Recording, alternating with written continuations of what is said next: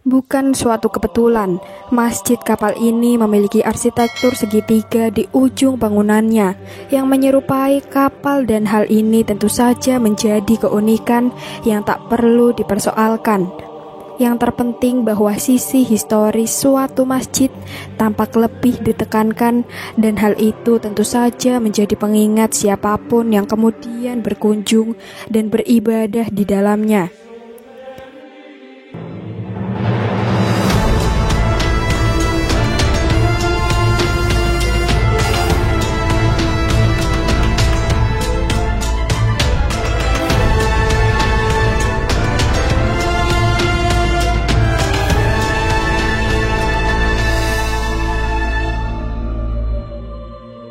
Assalamualaikum warahmatullahi wabarakatuh. Halo Sobat Muslimpedia, semoga Allah selalu menjaga antum semuanya.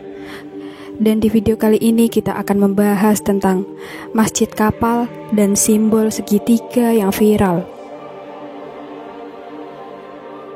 Beberapa waktu yang lalu, viral sebuah masjid di salah satu rest area Tol Cipularang yang disebut-sebut dirancang mengikuti simbol segitiga Illuminati milik Yahudi. Masjid Al-Safar yang dirancang oleh Gubernur Jawa Barat Ridwan Kamil itu sempat heboh di media sosial karena mihrabnya seolah menggambarkan simbol-simbol Yahudi tersebut. Namun, Ridwan Kamil membantah desain itu seolah mengikuti simbol Illuminati. Sebab menurutnya, ia membuat gerbang mihrab masjid tersebut membentuk trapesium dengan 4 sudutnya, bukan segitiga sebagaimana yang dituduhkan kepadanya.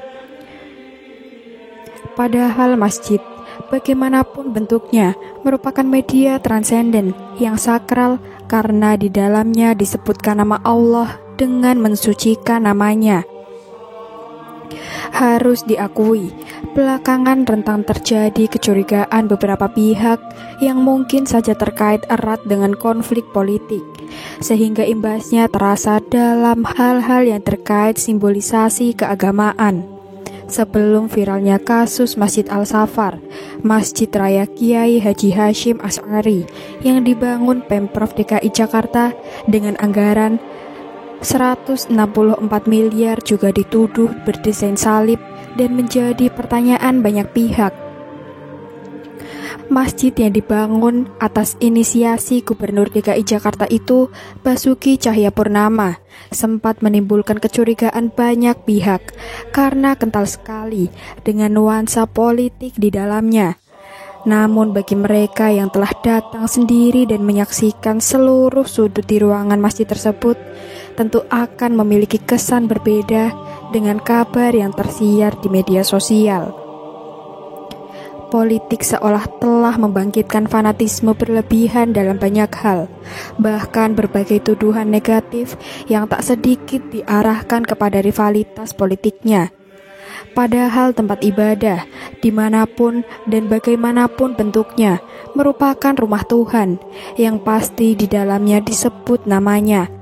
Mereka yang datang serta melakukan kebaktian tentu saja bertujuan untuk mengagungkan dan mensucikan namanya.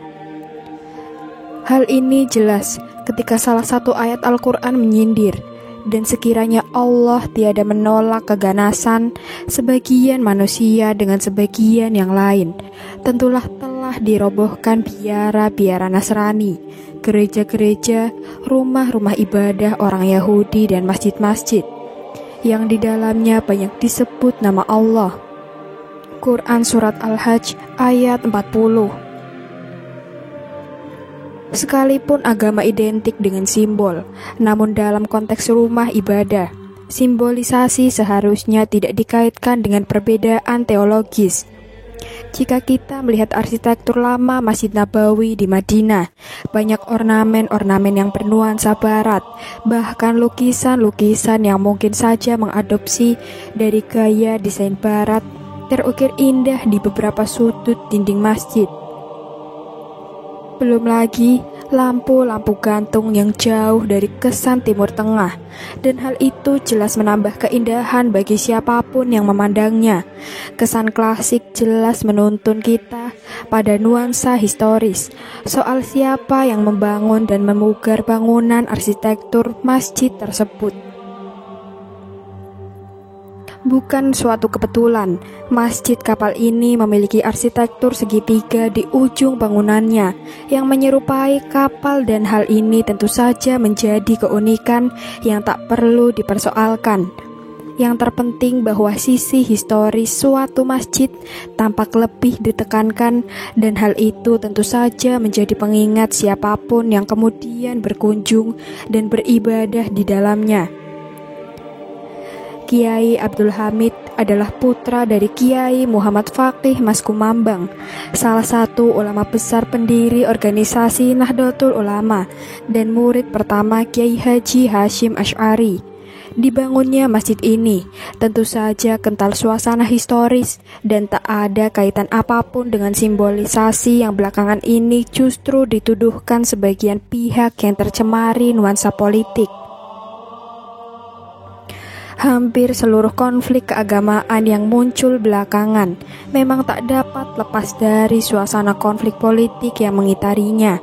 Hal inilah yang menjadi keresahan utama seorang ulama kenamaan dan ahli perbandingan agama, Imam Asy-Syahrastani, yang secara lugas dituliskan dalam sebuah kitab berjudul Al-Milal wa An-Nihal.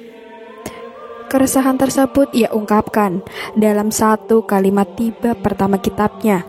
Semua pertikaian dan fitnah dalam bidang agama dimulai dari bidang politik.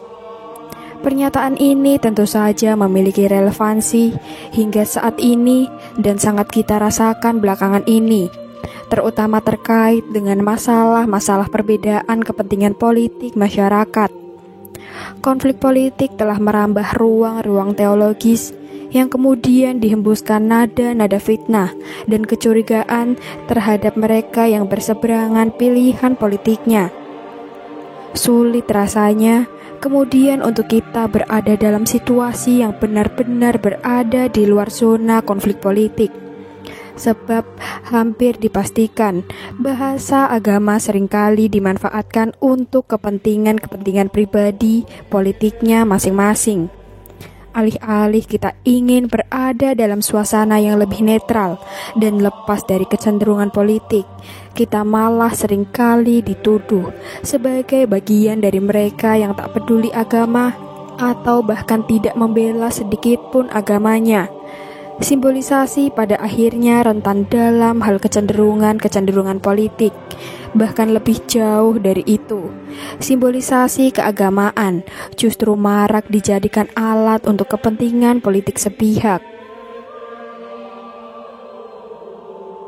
Gambar yang ditampilkan hanya ilustrasi, dan kami memohon maaf jika ada kesalahan dalam penulisan maupun penyebutan. Semoga konten ini bisa menghibur dan bisa memberikan inspirasi, edukasi, dan kebaikan dalam kehidupan sehari-hari. Wassalamualaikum warahmatullahi wabarakatuh.